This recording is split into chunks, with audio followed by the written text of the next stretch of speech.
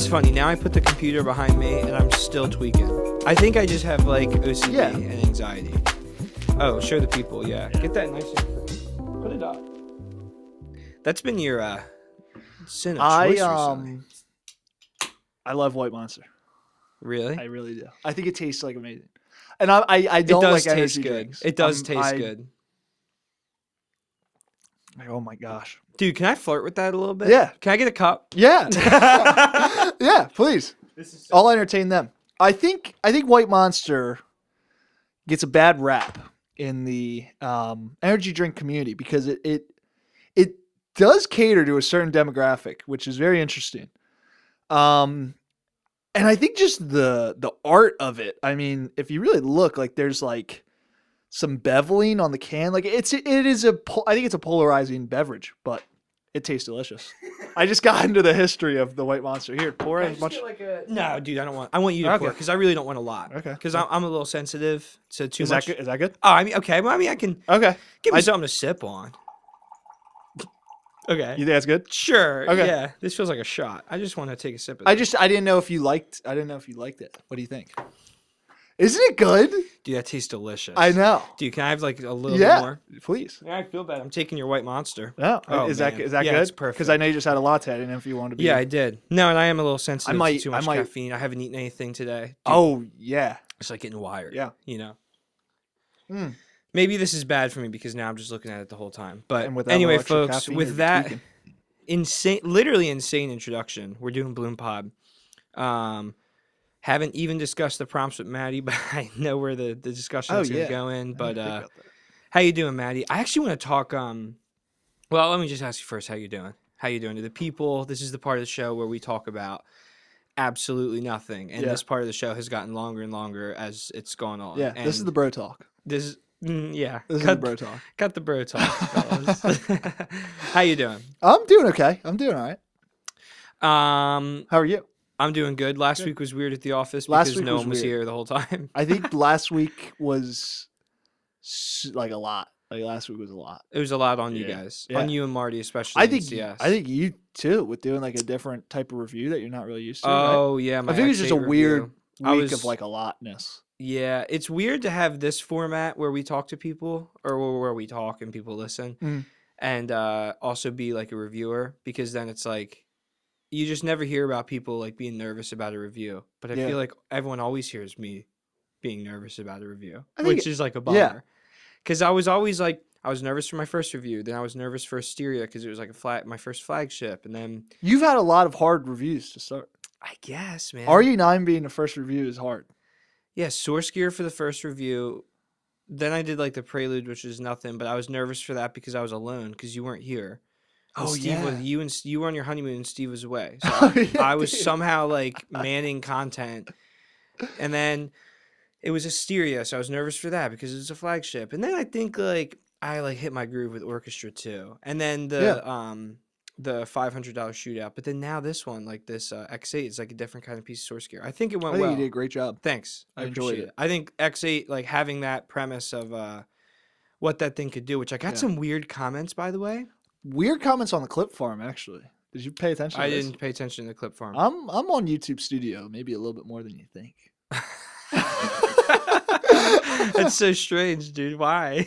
Get off YouTube Studio. I think it's because I don't have social media that my brain lusts for some kind of social engagement like that. I'm on my clip farm. I'm going to open the comments now and read them live. You ready? Yeah, check them out. Let's check them out. I'm a noob when it comes to EQ, which is why I'm repping this $700 amp. LOL. So that's just completely out of context. Anyway, whenever someone in the industry continuously pushes the same product, it makes me weary. What does that even mean? It's an interesting perspective to have. He has commented before. Oh boy.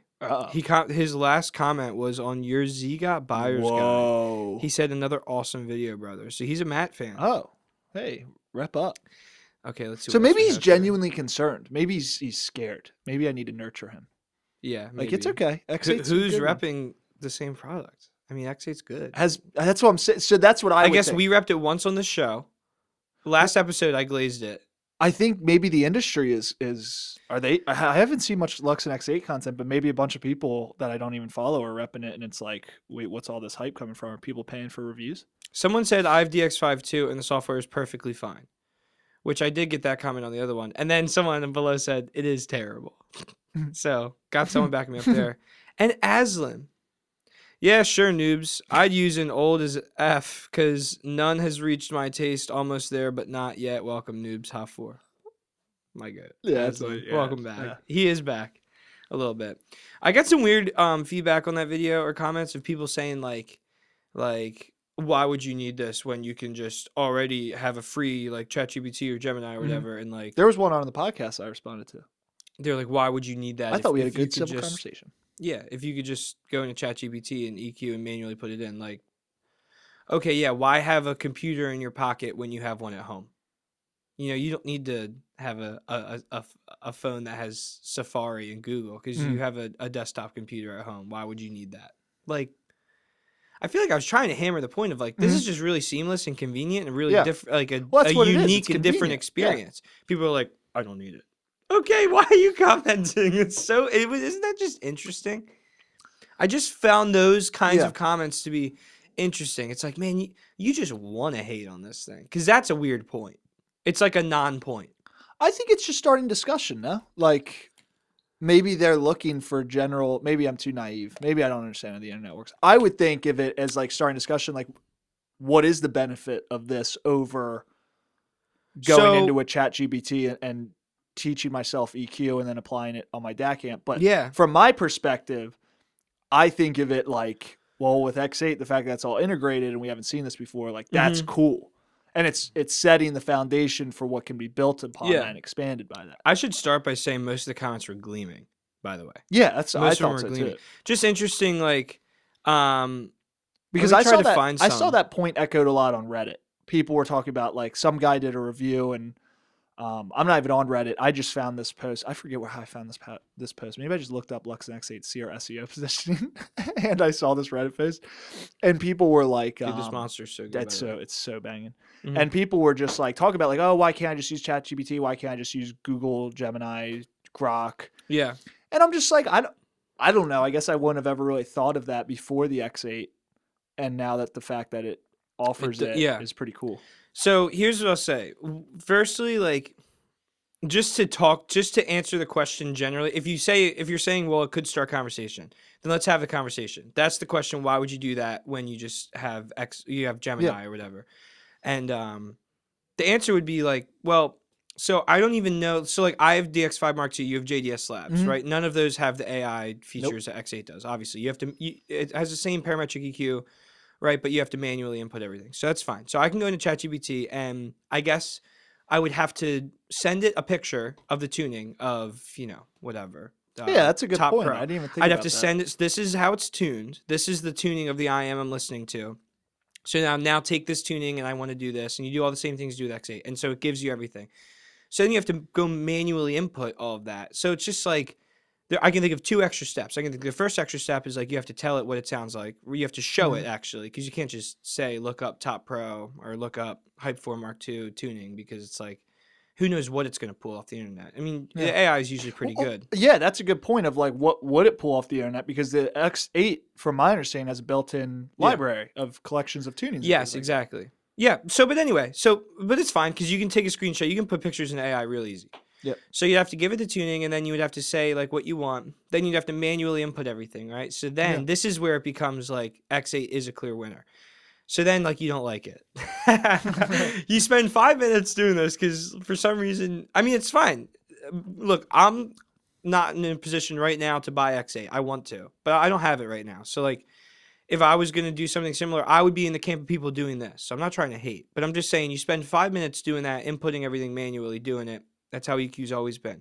And then you don't like it.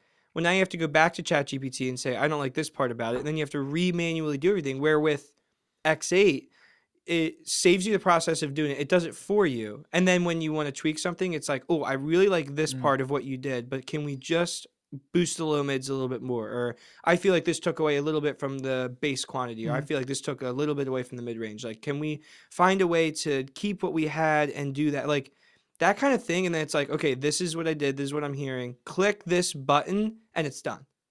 That's why you have it. Like, so yeah, if you already have your DAC amp set up and you are comfortable with EQ and you don't care about this, you don't need it. Just like you don't need a smartphone with a computer in your pocket. You don't need that.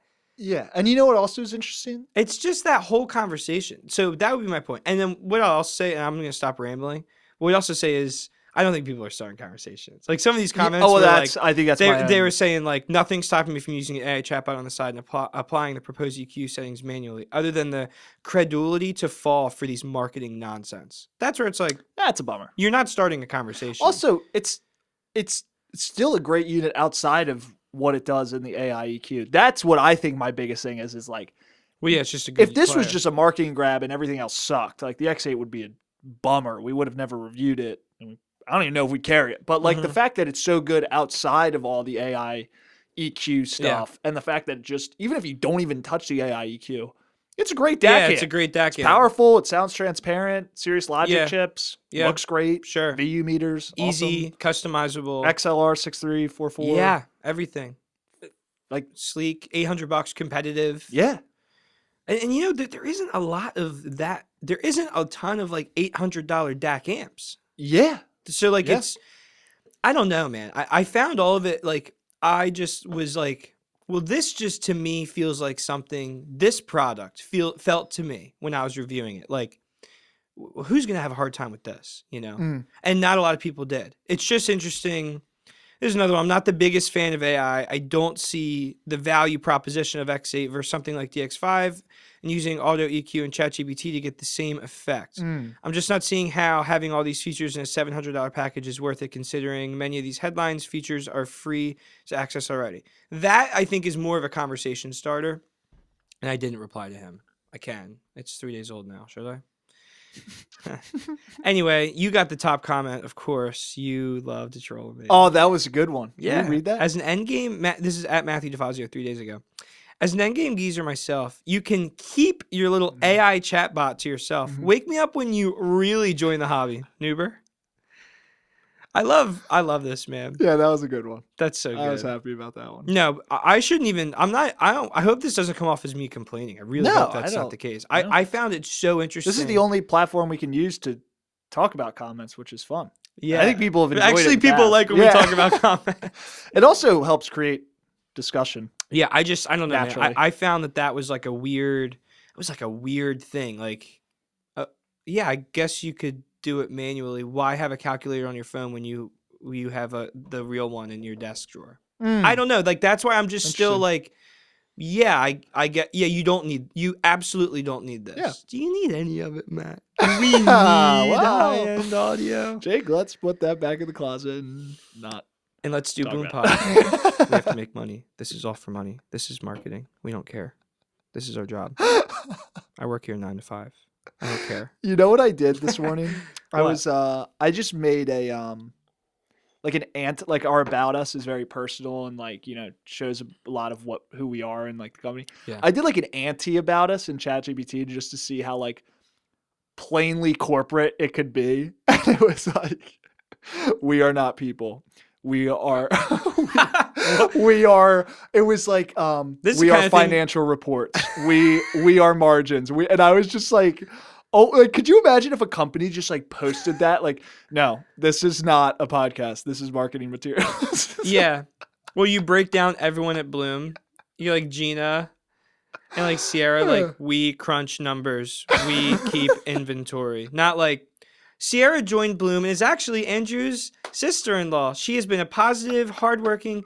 She has background in this and is really good with the numbers. It's like she's trying to maximize profit as much as possible through workflow efficiency. Margin machine. Jake started at Bloom Audio in customer service, but has really found a liking for content. He does marketing to sell products. Matthew was lying to you on it. It's like, wait, what's going on here? Meze Strada is a terrible headphone. I actually just read his I know reply on I know. We can't talk. I shouldn't have even brought it up. It's fine. Yeah. What? Go ahead. I don't know. I thought that was interesting. It's interesting to see how you're perceived, I guess. Yeah. Like, I No, you. I don't know. I think it's interesting that people thought we trashed that headphone, and do they, or was it him? Well, it could have. Yeah. Okay. Maybe I shouldn't say people. I thought it was interesting that he thought we trashed it. And I'm like, so how we talk about products? I think it might be interesting. Like we listen to a lot of stuff. Oh yeah. So like we listen to everything. I think maybe I talk too casually about things because I just expect people to know that like I just have access to all this stuff. So unless it really amazes me, I'm probably not going to be glowing about it.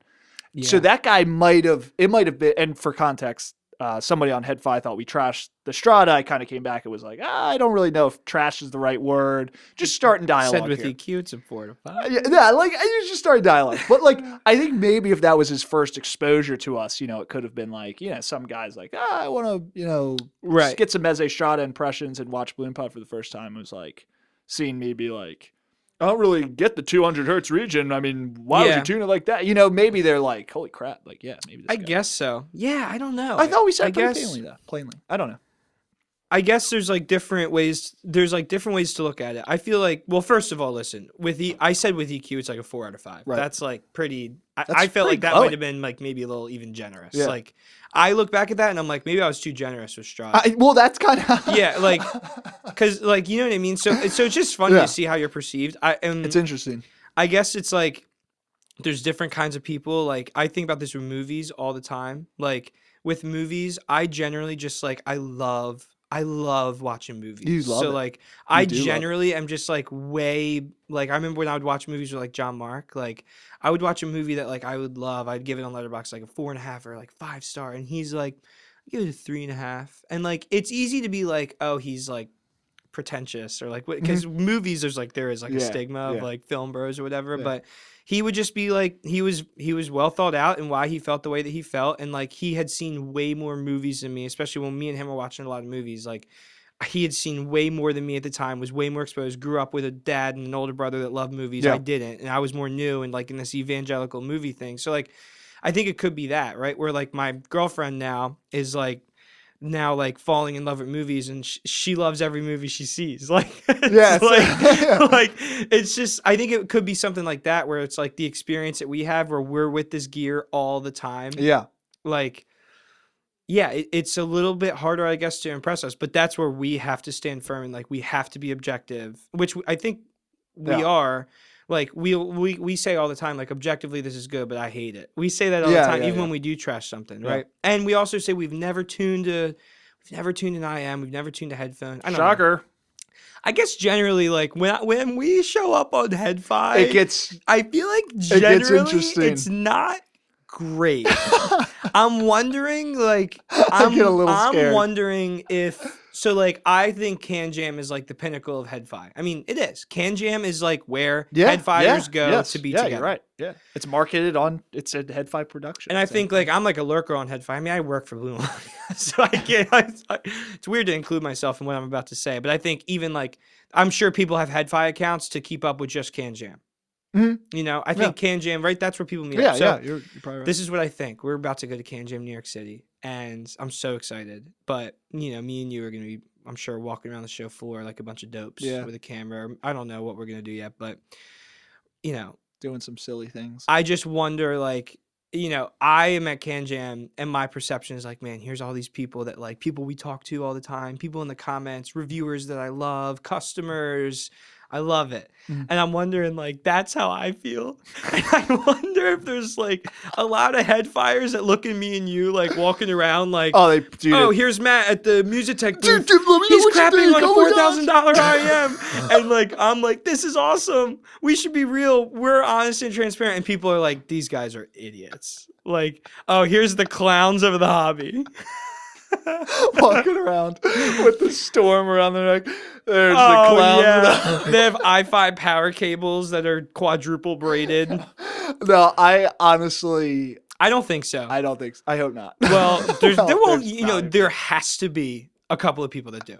Like when we go to CanJam, there will be people. They will look at us. They will not look at us too long because they don't want to engage. They don't like what we have to say about stuff, and they do not think we know what we're talking about. Imagine if, and you just have to accept that. I wonder if it's someone's like biggest fear that we come up to them with a camera, like, dude, what did you just think of that? Like, please don't, please don't. I hate you guys. Imagine. You guys are idiots. Campfire Grand Luna is my favorite IEM of all time. And you guys I are actually idiots. hate you guys a lot, and I have you blocked on every single social account because if I see you, it ruins my day. Where it's like, I generally thanks think for the feedback. I generally think the podcast has been good for Bloom. Do you think we've lost any subscribers? These are the questions we don't talk about ever. There's definitely How long have we been talking? I don't know. When are we going to start the episode? Peace, dude. Here we go. It's been 20 minutes. Do you want to get into the listen of the week? Here we go. Let's get into the listen of the Hey, week. at least it was audio related this week. Here Yeah. we go. Oh, yeah, it really was. This is good, man. This is good. This is I think we need this. Is why I don't drink Monster before. Yeah, do you think it's the Monster? I'm unleashing the Ultra Beast. Dude, it's so good. Why is it salty, though? I don't know. It tastes salty a little bit? Yeah, it's just magnificent. I don't know. Oh, man. It's something, man. Yeah. Here we go. Let's get into the listen of the week. Dude, I'll make mine quick. I'm actually going to start today. Yes, please I'm do. going to take it right away. Because yours from is much more interesting. Well, first, let's do music. I've been listening. Dude, I have this Spotify playlist pulled up. This, you know how they have the This Is blank? Yeah. I've been listening to a lot of this playlist. This is Hans Zimmer. Okay. Dude, I've been you don't realize how many soundtracks he's done because you think I'm a Nolan Prince guy. of Egypt is an underrated one. You listen to that one? Yeah. Prince of Egypt's rules. Well, it's like, man, maybe this is dumb. And maybe I'm aging myself, but I think of Hans Zimmer, I think of Time, the last Inception, Interstellar, he did Tenet, he did the Nolan movies, he did The Dark Knight, that's what I think of. Yeah. More recently, he actually did F1, so I just think forgot he did F1. yeah, he did That's Hidden Figures, was a great sound, he did movies like that. And maybe I'm aging myself, but I don't realize because when I was watching these movies, I was a kid that he did Lion King, and maybe that's obvious to everyone. Oh, I didn't know he did Lion King. Yeah, exactly. I'm sure No wonder people it's so know good. that. Yeah, I'm sure people know that. He did Lion King. I guess I've been listening and there's a lot of stuff. There's Planet Earth stuff that he did. There's Dude, Planet Earth stuff freaking rules. and an IMAX. Oh my god. Dude, Planet Earth was dope. Yeah.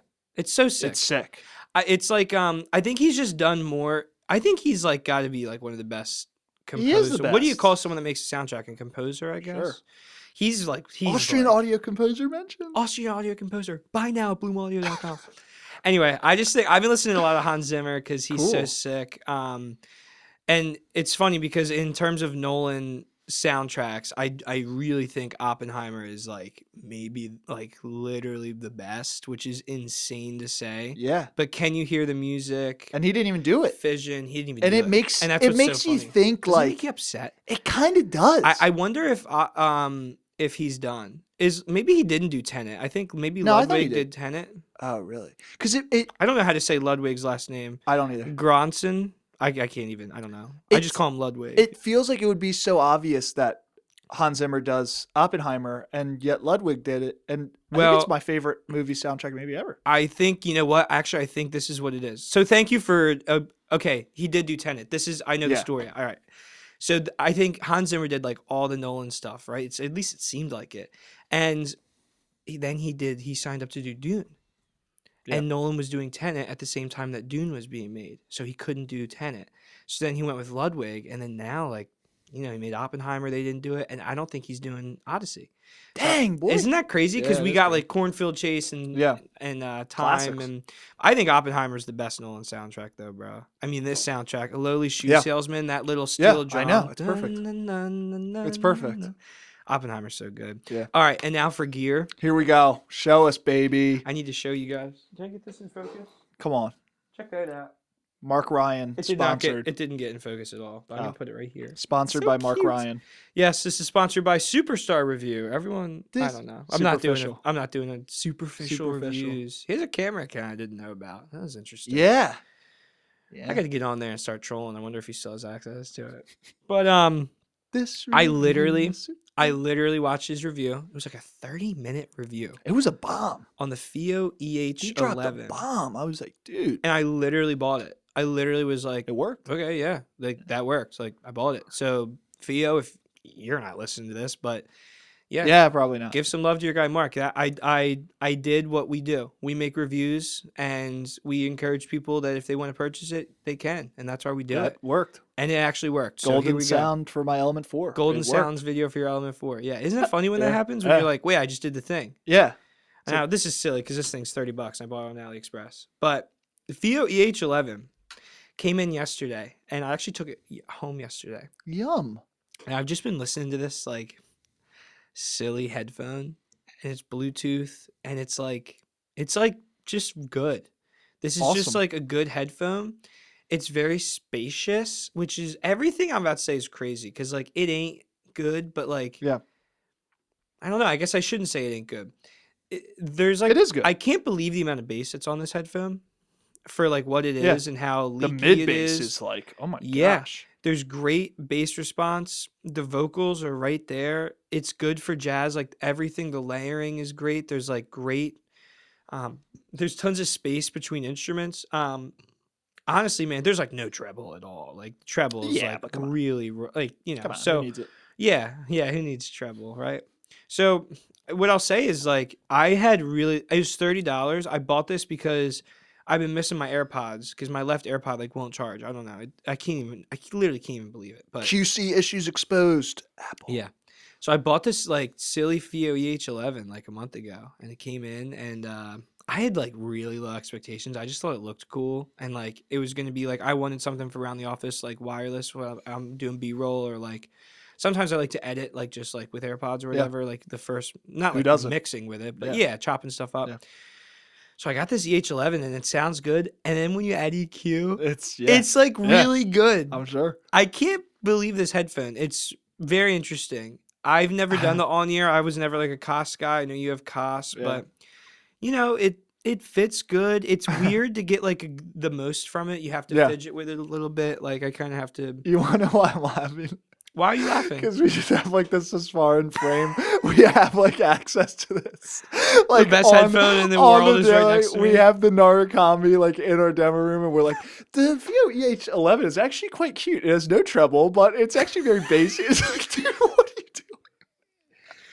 Yeah, I don't even know how to combat that. I'll just say the Fio EH11 excites me. Yeah, it is exciting. I mean, look at it. It's fun, man.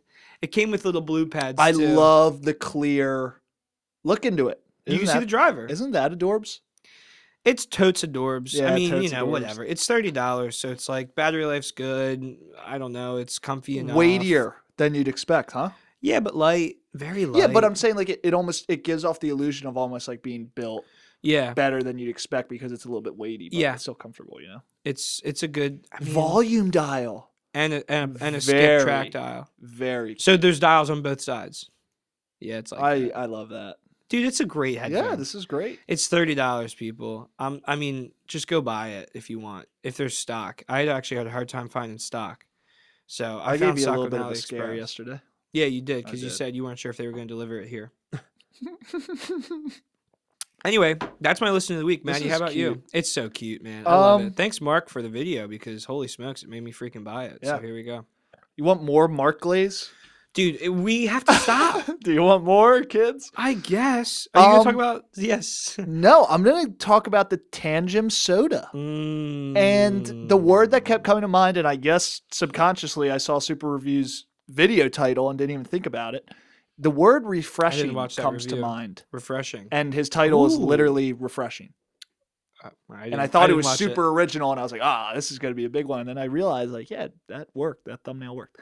Our title worked. That's a really good way of putting it. I don't know if he would describe it in the exact way I will. Yeah. But because I haven't watched the video. But if he says, like, it's just very clean, neutral, maybe not even neutral, but like it contrasts in the best way possible. It's not super bassy, but it's got like kind of like good dynamics down there. It's got enough treble, but it's not super bright. Like it's just very clean and like poppy. Like it's like it literally is like a soda. You know, when you drink it, smooth, but then the carbonation hits. Yeah, it's like that. How much is this set? I think it's $320, $319. So it's kind of like a blessing 3 almost. Yeah. You know? Okay.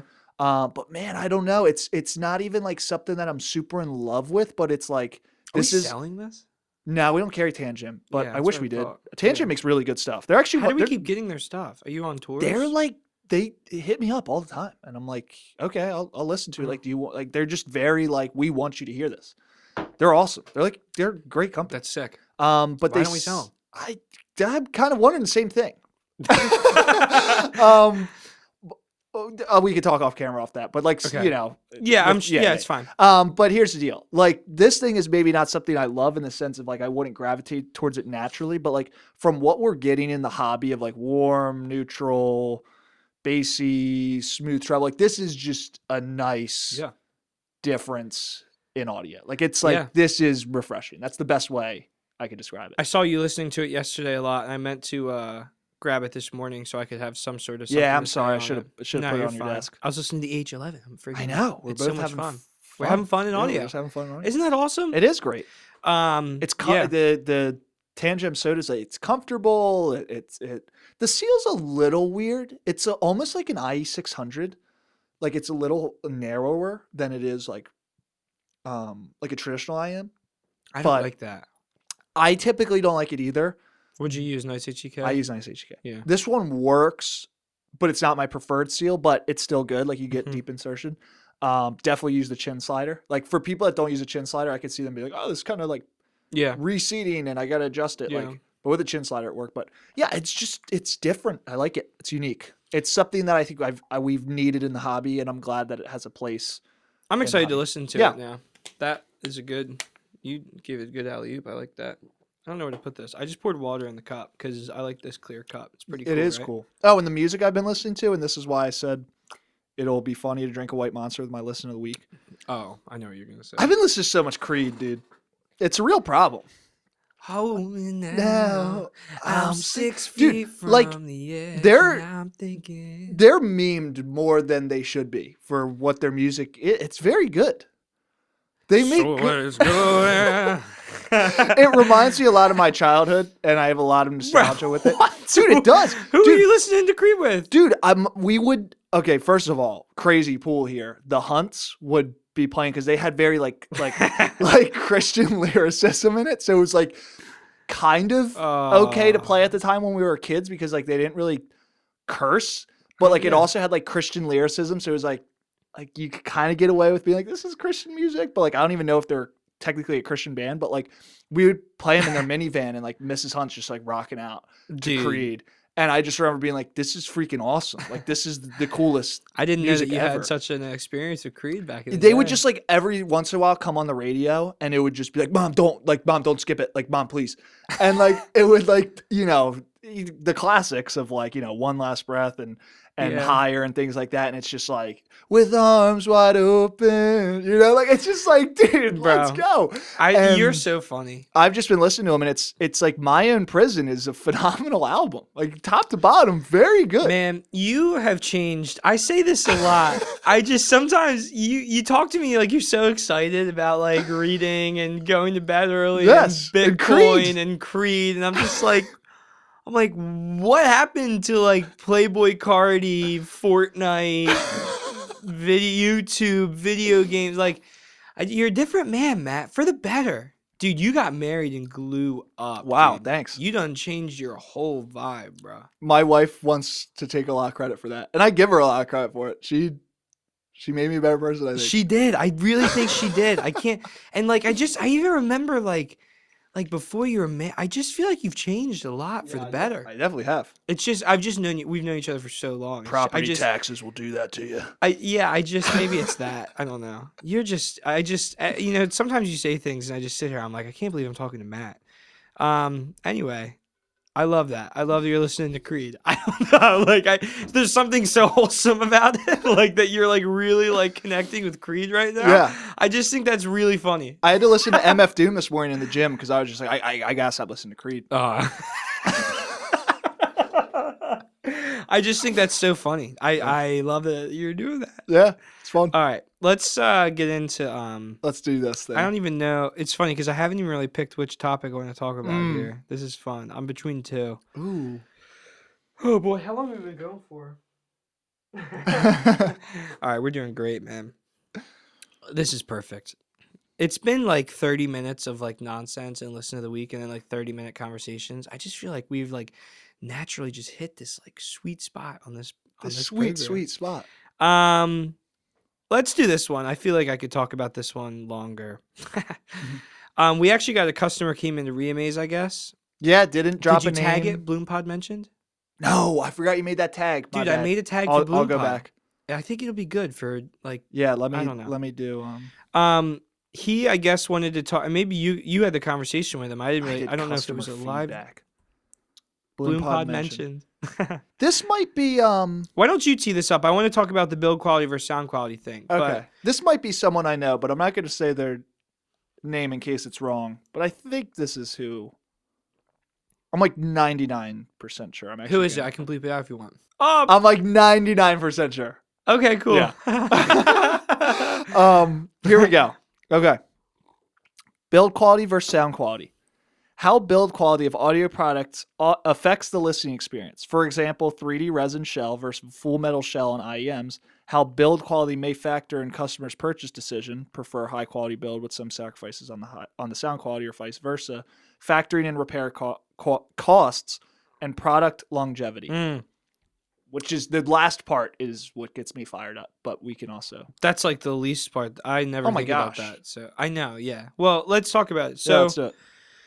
Yeah, I guess I feel generally pretty lucky because I generally feel like this hobby is in a spot where things priced similarly tend to sound similar, but then change little things, and then they also build quality. Like it's all pretty good. I should just start with that. Mm-hmm. I think of the 3 IEM video I just did, of those three, there's $399 to I guess $449, all priced really similar, all tuned really similar. But the Mega 7 was like clearly the best build quality, and I liked it about Mega 7.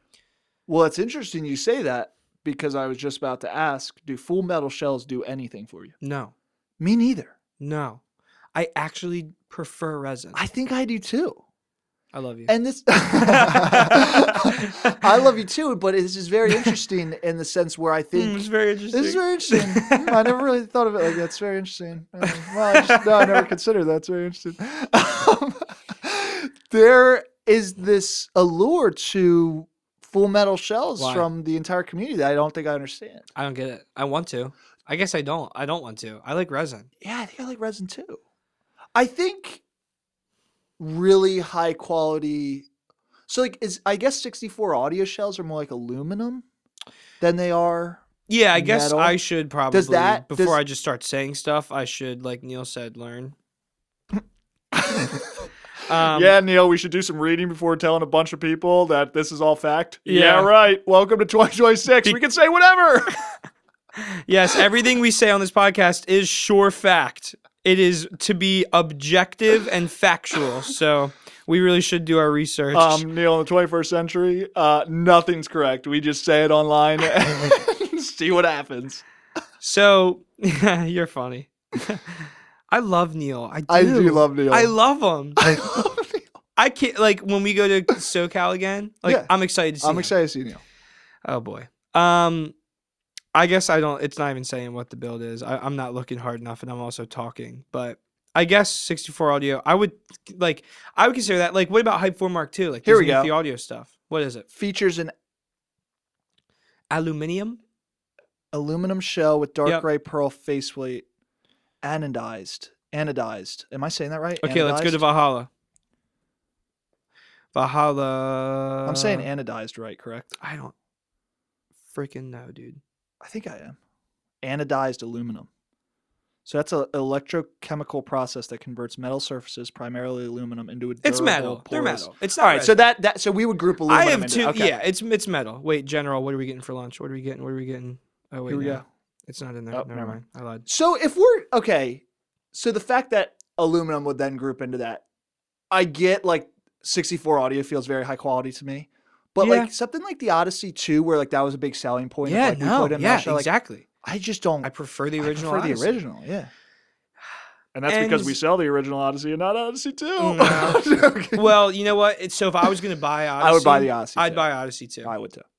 For the cable and the accessories, and I think it looks. I love the green cable so much. I love green cables. Yeah, it's different. Yeah, you it's know? different. I would buy that. I love Critical. Like, this is glazed, but like, No, I would I'd want to wanna- support. Yeah, I would want to support agree. him. I was gonna say that, but I was I like, don't know that we actually glaze anyone more than Kryn. Isn't that crazy? I don't Like, think anybody We gets more love glazed in the like hobby Mark than and James, and there's like people in the hobby we Well, glaze. Critical feels like the godfather of it all. Yeah, you I know? love Kryn. In a It is, way, I don't even know. Like, why? You know what's interesting? I will give 1 point of contention with Hangout. oh, here we go. Why their videos seem late all the time?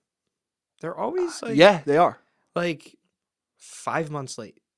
I Why think they're is just. that? I think like Crin's just like busy, bro. Like, I think Well, he just doing his 100% thing. Kryn. But even like, Timmy? yeah, I think Timmy makes more topical Yeah. current time videos. When Kryn makes a video, like he just did it again. I noticed it with Top Pro, and I didn't think twice about it. It doesn't matter. Their content's good, and a lot Yeah. of this stuff, especially for like the kind of products we're talking about, I feel like they're like low key evergreen because it's like, yeah. So look, he just made a video on HTB 630. Dude, it got 200,000 views, brother. There is nothing I can say. Holy crap! Wait, It got for real? 200,000 views. Yeah, bro, it's 3 days old. Wait, But he what? just made a video on HTB 630.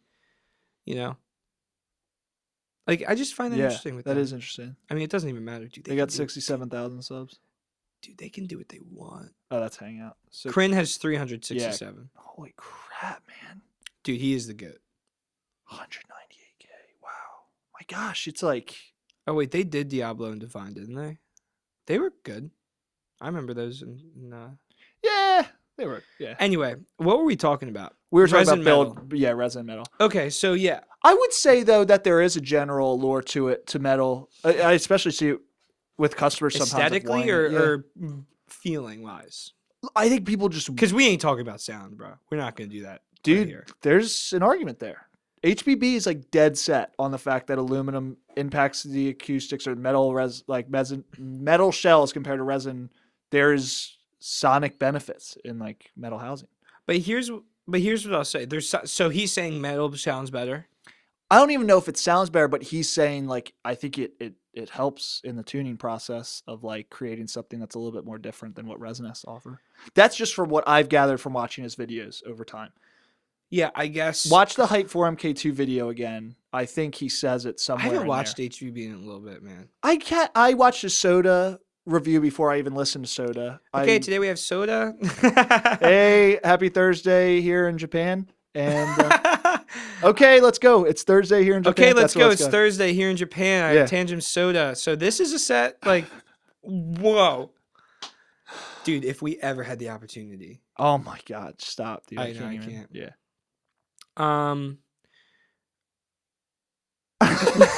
Peace news.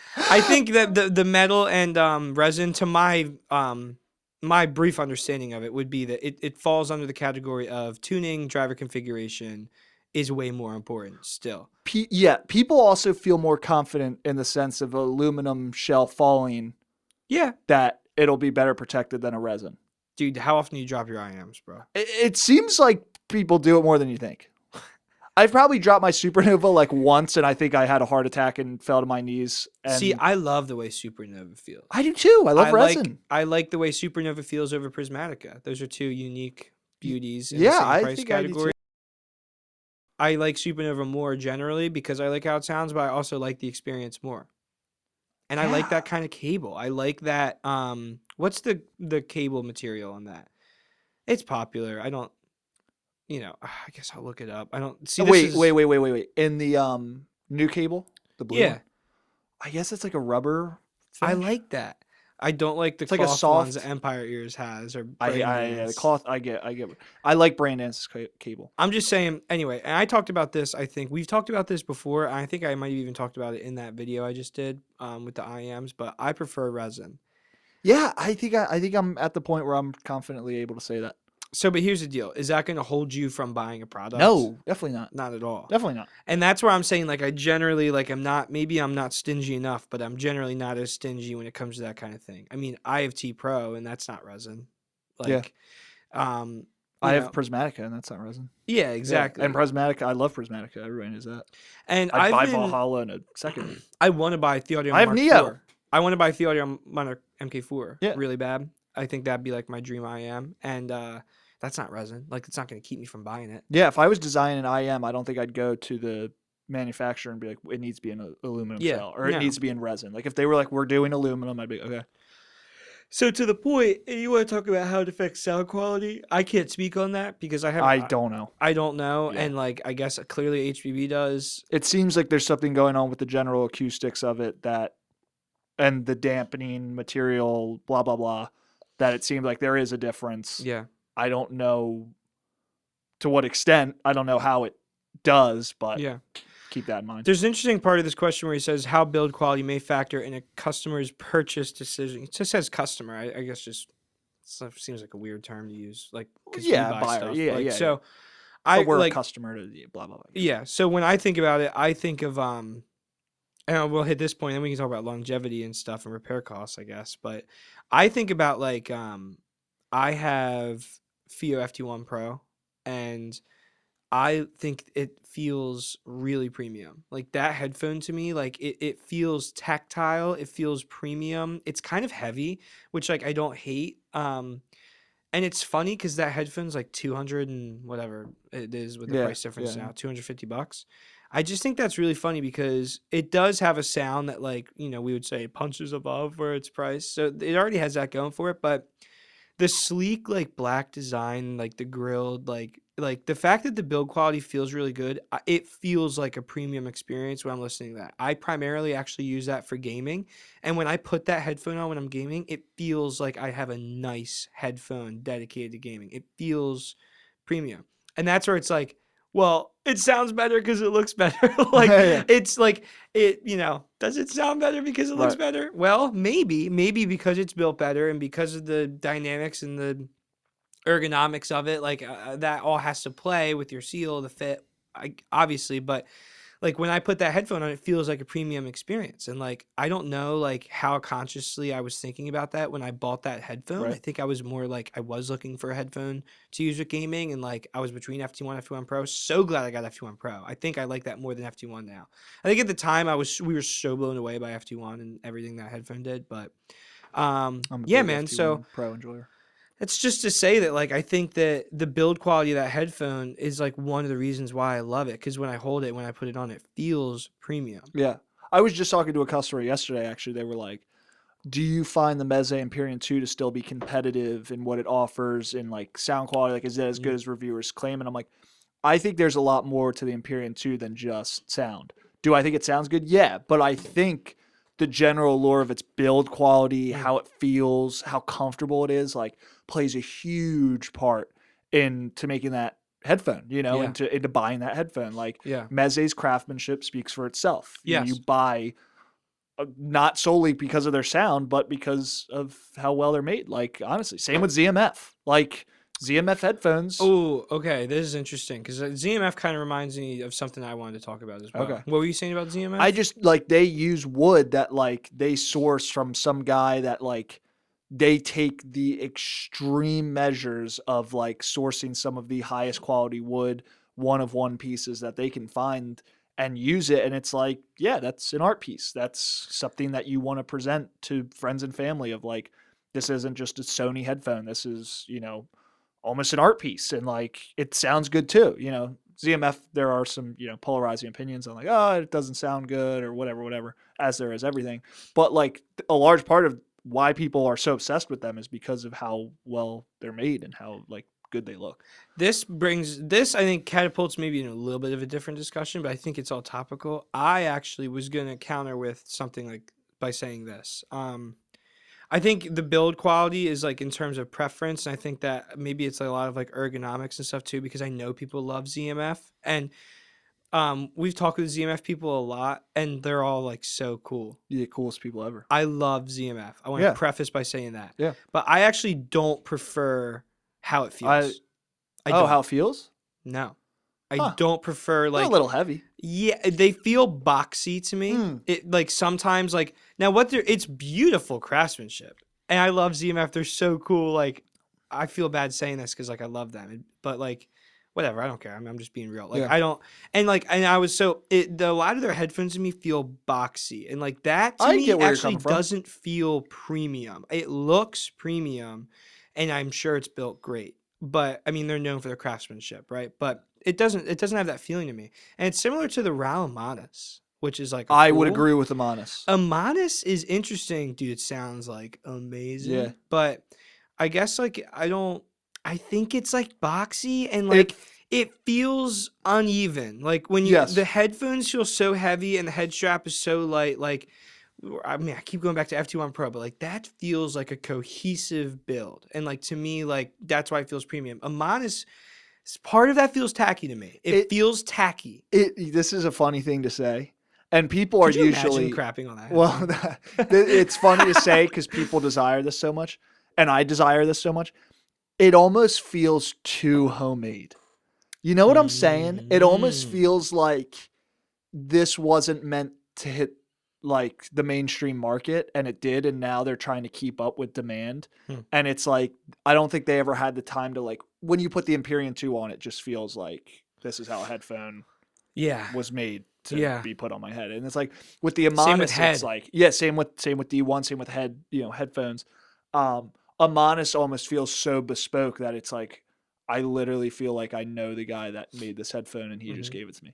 I think Tungsten has done a really good job of being made by like one or two guys in a garage, and it doesn't really feel like that. I'm not familiar enough. I honestly can't even picture it right now in my head. I've only listened to it once. Yeah, like every time I've picked it up, it's like, this is surprising. This is a DIY project of a guy who was just like, let's give it a stab. Yeah. Like, it's like, oh my gosh, like, this feels like it was mass produced. So there is something to that though, because the Amanus, like it almost adds to its lore of like, I finally have this in my hands, like putting it on your head. Yeah, maybe it doesn't feel like super compact and cohesive, but then you start to listen to it and you fall in love. At least I did. Yeah. And it's like, this is cool. Like, this is unique. Can I say something that's crazy? I think when I listened to Hedamame, okay, the Hedamame Pro, is that what it was called? Their headphone that they made? I remember that was a Why am I forgetting the name? I think that's right. Isn't it just Hedamame Pro?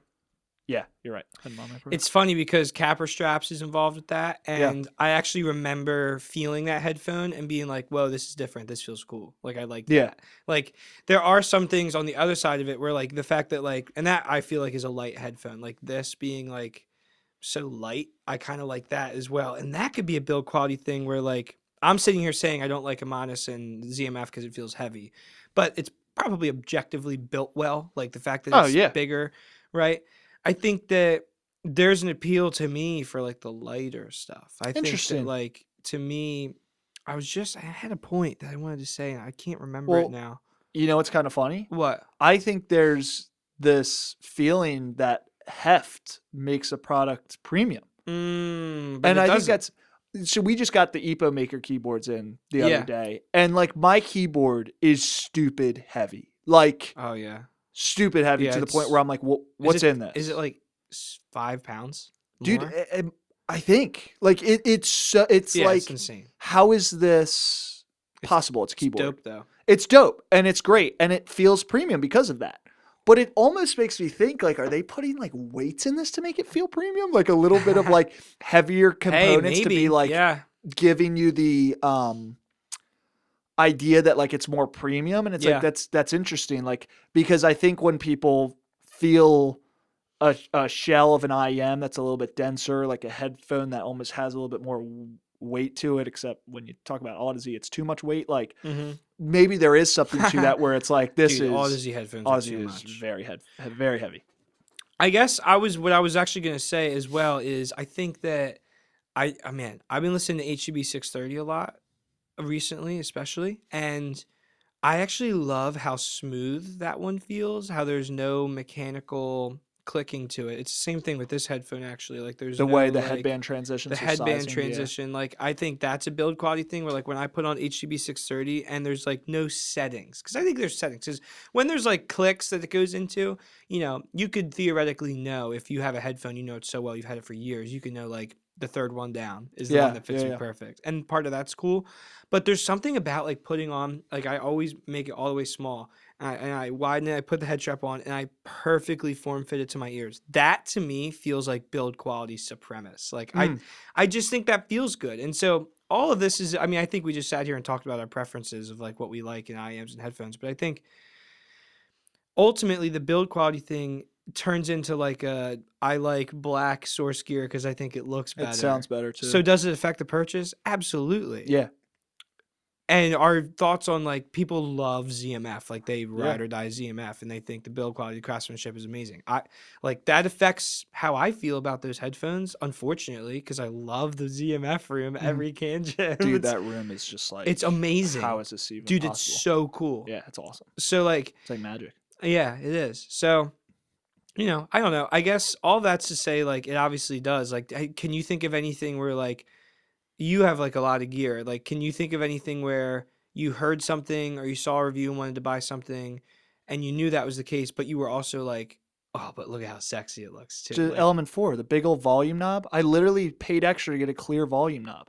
Think about that. I paid extra to get a clear volume knob and because like, I'm just it's like resin too. Yeah, I'm because just the like normal ones are like metal. Yeah, and you have a resin volume knob. Yeah, that's big, so funny. Big it knob. affects the sound. Yeah, like I'm going like this to adjust the volume. That's like. Yeah, it sounds better because there's this big button on it. And I also think of like the Noir X, like that headband adjustment where you just like plop it on, it just conforms to your head. No adjustment needed, no anything. It's all black. Like it's built in the USA. They source like 3 components. Dan Clark feels good. Dude, I think Clark's Noir build X is like Noir X feels really good. Yeah. E3 not so much. Does that make sense? I would agree actually. Build quality wise. I would agree with that.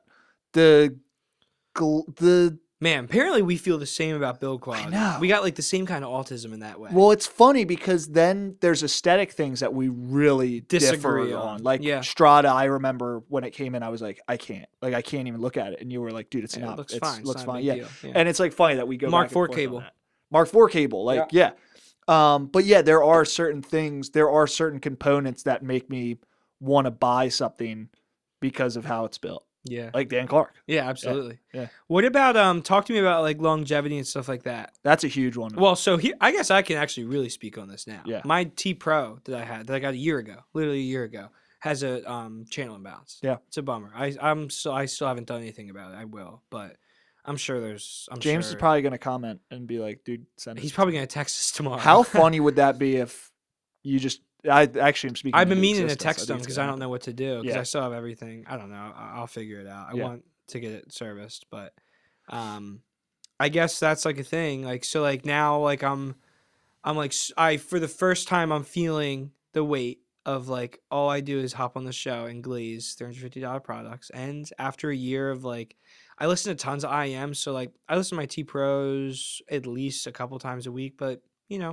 20-minute sessions here and there. I love it. It's like home, like, so it doesn't really leave the office much. I listen to it a lot here and like, boom, in a year, there's a driver defect. That's crazy. Like that sucks. Yeah. So like this has like, I've never had a product. I've never had this happen before. So this has made me think about like, shoot, like we have a lot of cheaper products. I love a lot of them. They all sound good, but like, I guess this just is the reality that like, now I have a driver defect. Is this going to impact? I don't know. I'm going to think about it. Like, I guess I'm going to think about it. But also being in customer service, like, we see defects all the time. Mm-hmm. Like we are the ones that see, like, it may be 10 out of 1,000. So, like, it may be, like, rare, but, like, we're the ones that see it. Like, we see it more than anyone else does. Mm-hmm. So, I don't know, man. What are your thoughts on that? This is a big one for me, and it's grown because I'm in customer service, and I'm not going to... Oh, I know what you're going to say. I'm not going to sit here and get too into the nitty gritty of certain things that are maybe inside baseball here. Well, obviously. Yeah. But we got a business to run. Yeah. we got kids to feed. Andrew's kids need to go to the dentist. Why does he always say that? I guess do his kids have bad dentistry is really expensive. I guess. It's just a funny thing. My family knows that well. Holy crap, we had terrible teeth. Oh my gosh. I had terrible teeth growing up. Did you know me when I was that age with no, you had my bad fangs? teeth? Oh my, dude, I had terrible teeth. Oh, I could actually stick out my canines and go over my teeth, and it would be like a vampire because they were just that far out. Yeah. My dad had the same thing. But so getting back onto the topic here, I feel like it's grown more important to me that I can trust my products in the sense that not only like source gear, I would say more importantly, because I feel like with the Element 4, I have no worries that if that thing died, I could go hit up. I think his name's John. I'm pretty confident his name's John. It's always John. Yeah, I could hit up John at JDS Labs and like he would have it repaired for me in no time flat. His customer service was so unbelievable that it was like, yeah, I want to buy from you. I want to buy more stuff from you. I don't even know how I can because like I have your like DAC amp that's like kind of the top of the line, but like I want to buy more from you. I bought the snaps for my like the noise blocker. I could have gotten one here for probably cheaper than what I bought, but I was like, I want to support like JDS Labs because you know that was very important to me. I buy Ibasso because I'm literally the least like tech, like the inner workings of this amp. Dude, tell me about it because I don't know. I can't tell you. And I replaced like the full DX340. I stripped it apart. You ripped the entire thing apart and replaced to replace a screen. Yeah, piece by piece. I did it. I have no experience and I was able to do that. No tutorial. You figured it out. Like the fact that I could do that was like, okay, yeah, I want to buy a Basso moving forward. Like that's why I bought the DX270 because it's like got a bad battery. Okay, I'll throw in a new one.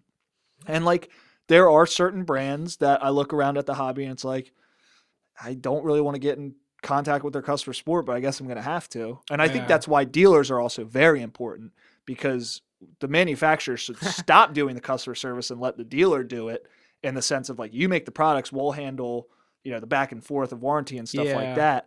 But it is very important to me. Like there are brands that I've supported because they fixed an IEM in a week. Like I had a Spectromica customer that was like, hey, it actually ended up being earwax was so far clogged in the IEM it was blocking sound production, but he thought it was channel imbalance. Holy smokes. Yeah. Brother, so he sent it back in and I was like, okay, you know, it's clearly there's a channel imbalance. It's measuring poorly. Send it to Hong Kong. They received it same day, sent me a full diagnostics test on the next day. They sent me this, there was like a distortion sweep. There was a frequency response and they, you know, piece by piece went through and was like, hey, there's actually earwax clog. We cleaned it all out. We'll send it back to you. Got it back in like a week. And it's like, yeah, I'm happy I own a Prismatica because if there's a channel imbalance, I'd send it to them and they fix it like that. Like on serial number 0. Like, you know, that's like, that means a great deal to me. So I think there are things in this hobby where I will push certain brands more than others because I'm like, I feel like you can trust this brand and I feel like you can also trust our service in the sense that we'll back it no matter what product we sell. But like there are products to me where I'm like, I would rather buy this for sustainability reasons than other brands, you know? Yeah, and it gets in that gets in our head a lot too. Of like, I feel like so comfortable buying Linsol because like I they have know great like, post that they take care of us so much in other ways, and I know that like I'm good. Like you know my T Pro I got from Linsol, like I know I'm gonna be taken care of. Dude, I had James. I would feel good about Cayenne. What were you saying about James? I had James text me at like it was a Wednesday. I was at church. It's 8:50 p.m. He's like, hey, I just saw this Reddit post of this guy. We're trying to take care of him now. Just trying to keep you in the loop. And I'm just like, oh yeah, like okay, cool. Like I'm just like, dude, not many people are as good at their job as he is at his job. I mean, it's just he's a special kind of person. My uncle met him. My uncle listened to the podcast. He's like not in the hobby and met him. And he's like, dude, that's a special kind of guy right there. And it's like people will say online of like, oh, I worry about Linsol's QC. They've had QC problems with it. It's like you may receive a unit that has maybe a bad driver or something like that, but the fact you're gonna get repaired immediately. Like it's like we're just like literally replaced. Yeah, like it's just their post-sales support is so good. It's like, yeah, I do want to support. You know what I always think of? I think of Cayenne. Cayenne's very good. That's a brand like, that's a very brand. Good. Their QC stuff is like otherworldly. It always has a thing. If we get a defective Cayenne unit back here at the office, I've seen it a bunch over my time in return land of like me saying like, yeah, like this HA2A's got a bad something. And then you go, really? Yeah, that's happened more than one. They're like, oh yeah, this N6 III, like, yeah, it's bad, like it's not doing this. Like, really? Like, oh wow, okay. Like that's usually the response I get because Cayenne's that good. Yeah. Like, and we sell a lot of their products, and like it's just like I think that does put a good taste in our head of like people that listen to pretty much all of it. I mean, at least everything that we carry here, and like we also are in this hobby, and like it's definitely, I guess it is definitely affecting if we are or aren't going to buy something. Now, I will say price is also probably still like the biggest factor, and sound. Like, I would put sound and price over longevity, quality stuff. I mean, this sounds good, and is priced really well, so I bought it. It also has a plastic head strap. Like, you know, I'm not worried about the longevity with this, but it's also $30. If it breaks, I'll buy another one if I really want to, or I won't. It's like kind of a short-lived thing. Like, I don't know. I guess that sums it up. So I guess longevity does have more to do with it, but I still think like it's the same thing, like metal or resin. I think the sound and tuning matters more. Longevity, build quality. I think the sound and price matters more. Like these are factors that like I mean, clearly if we can talk about it for 40 minutes, it's a factor. It's a factor. Yeah. But that was fun. Yeah.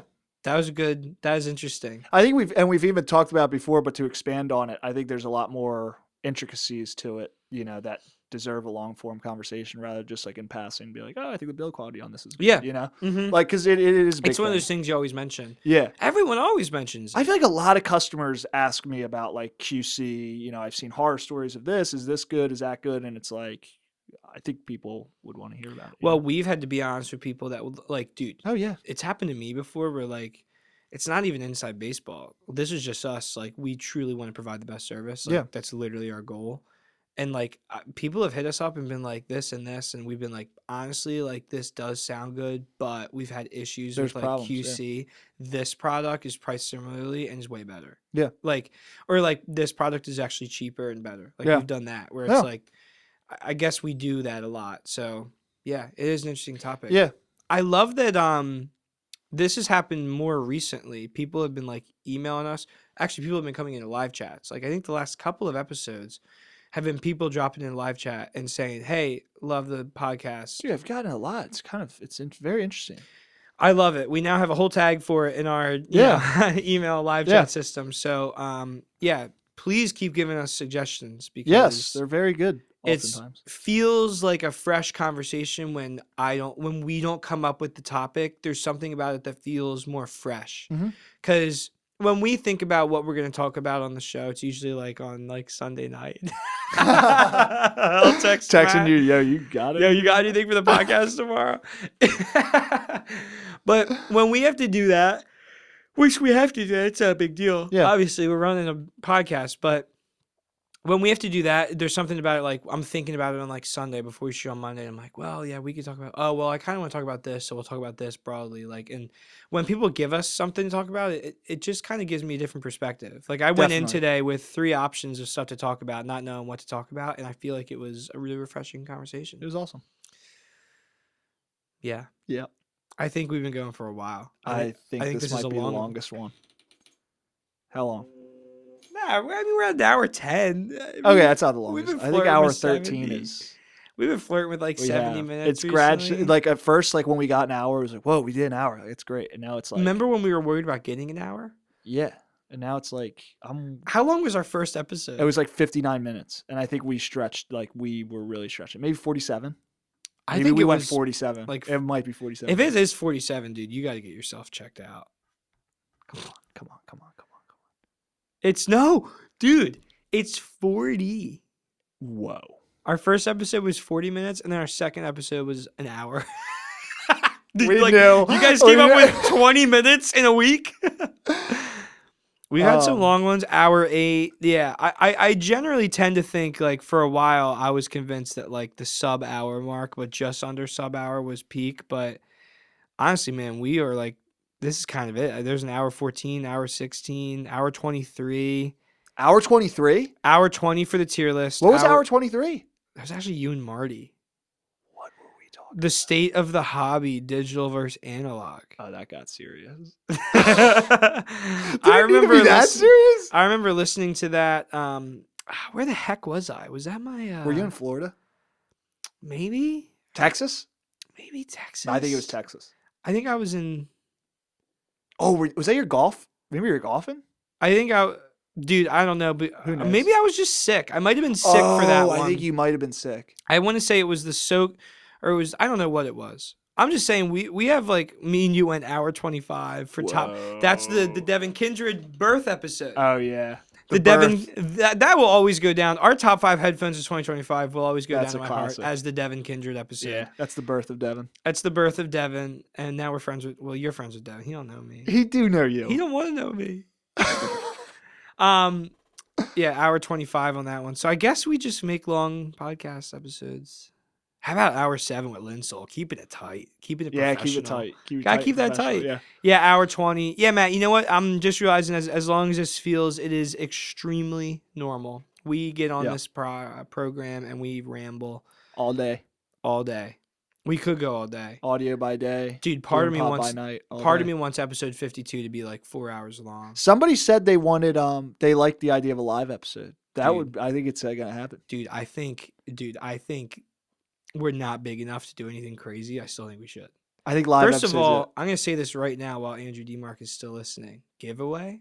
Gotta be. Yeah. Gotta be a giveaway. Yeah. Gotta give away like I don't even know. A 1-of-1 Bloom Pod merch T-shirt of our faces. It's like, what? I don't even want that. I'm thinking some guy wins. He's like, can I exchange this for store credit?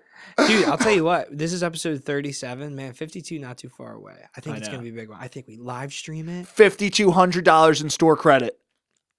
Dude, I think we live stream it. I think we go for 4 hours. Okay. I think we have multiple guests from Bloom on. I think Steve pops in for It's like a revolving door. It's like speed dating. Yeah. Dude, I think we have a third mic here and we just go for Here we hours. go. Come on. Steve, start out with Steve. Sierra, get in here. Tell us about Noir X. You own it. Your new baby. Yes, bring the baby on the podcast. Dude, by the time 52, she'll be dunzo. Not dunzo. I don't think she'll be work from home, I guess. Or will she be on paternity leave? Isn't her kid coming in May? Yes. Episode 52 is June. Yeah, she'll be on paternity leave. Yo, get her in here. Can we get the baby on the pod? Get the baby on the pod, bro. That's the first baby Sit that thing on the soul. Is that the first baby? That's the jazz. Yeah, it's a jazz. Who's calling me? Do I got Brad Davies? Can you answer it right now? Who is it? I think it's potential spam. Answer it. Hello. They got me. What was it? It was just dead silent, so they got me on the call list again. They just reactivated my number. I know. Did it for the bit. Got burned. I think Sierra's baby will be the first podcast. baby to be born to Bloom Audio, right? Except, yeah. Baby born. Yeah. Like Bloom's been here for 6 years. Have the only ones whose kids are Steve and Andrew? Are any of them under 6? I think no. Kieran's not under 6, right? No. Okay. I think it's the first Bloom baby. Cool. Got to have her on the show. Yeah. Got to. Yeah, right? got to have her on the show. Sarah, you're not listening. No. Maybe Andrew can put in a good word. Yeah. Do you have anything that you want baby to pod soon? Baby pod soon. Yep. Sooner than you think, people. Yep. Johnny D, the kind of guy to be listening right now. He's been lurking for 10 weeks and never comments. It's like, yeah, you talking about my baby? He actually would be the type. He would be that kind of guy. Do you have anything you want to sign off with the glorious people of the comment section, the glorious lurkers that hate on us on Headfi? Anything? I love all of you. I love all of you. Individually. Yes, I personally. love you all. Yeah, personally. If you've never, I say this again, I like saying this. If you've been listening to this program and you just lurk on Headfi and, or maybe you like us, you don't like us, but you've never commented, dude, tell me what's up. I want to meet you. I want to know you. I like the guy that was like, I've been listening to your podcast while I'm putting the baby down, like at night. He's like, I've been That almost sounds like we're putting people to Nah, sleep. come on. Oh, no. He's saying he's like got an hour or he's like, I listened to it while I'm getting the baby ready for sleep. We just had a newborn. I think I saw that on a few episodes ago. I'm telling you, I'm on YouTube Studio like that, brother. I be reading anything, dude. I read anything on here. If you are actively putting your baby to sleep right now, shout out to you. Hit us up for a 15% discount. Yeah, it's like that. If you can somehow show... No, never mind. I was going to say send proof. A selfie with IEMs and with your baby. Let me see. Which one was it? He's pulled it up. I'm trying to see. I don't know if I'll be able to remember the episode. I like my ex. Oh, I found it. First try. What episode was it? It was episode 33. We both made big audio purchases. Long-time listener, first-time commenter. Yes, I need that. I need a long-time listener. You're going to like this. I also just got a DX52 in black, but was hoping for it in white. I'd be so down to swap. Nuh-uh. He said that 10 days ago. But anyway, appreciate the videos. Just had a kid, and I listen to your podcast while I'm putting him to sleep at night. Takes longer than an hour usually. Haha. Appreciate the topics and nerding out about gear. Started from the new episodes and then started from episode 1. Keep it up, guys. Holy smokes. Side note, can't believe Matt didn't like the YE9 Chue. It's my fave. Come on. Dude, I liked it. What's his name? What's his YouTube handle? I like We're it. gonna find It wasn't this my guy. cup of tea, though. I'm going to switch DX5s with him. I rhymes with pie. I rhymes with pie. At I rhymes with pie. I rhymes with pie. If you are local to the United States. He got 68 subs. Oh. Oh, he's got some covers on here. Oh. How active? 3 years ago. I'm going to respond to that comment, but I rhymes with pie. He has a video just called Unemployment. Okay. I rhymes with pie. If you are listening to this part of this podcast right now and you are local to the US of A, I am totally down for a DX5 Mark II swap. I will say the 4.4 connector in mine is spotty, but it's probably just topping. The unit sounds fine otherwise. I am down to swap. I just think I don't like how it plugs in. I don't think it's actually defective. I rhymes with pie. I will swap. I would love your black DX5 Mark II, and it sounds like you like my white one. Please email us. It's hello@bloomaudio.com. This is fascinating. I'm excited to see this develop. Hello@bloomaudio.com. Email us. Say you're looking to swap with Jake. I'll get in there. Okay? Sweet. Okay. I'm going to respond to his comment too. All right, cool. If this comes to fruition, it'll be one of the better things that comes from Loom Pod, that I can finally have my black DX5 Mark II. Epic sauce. You ready to wrap up, buddy? Yeah, I'm ready. Okay. 3, 2, 1. Peace, noobs. Oh, the thing's not behind me. I just got done diddled. You like that? I just got done diddled. Yeah.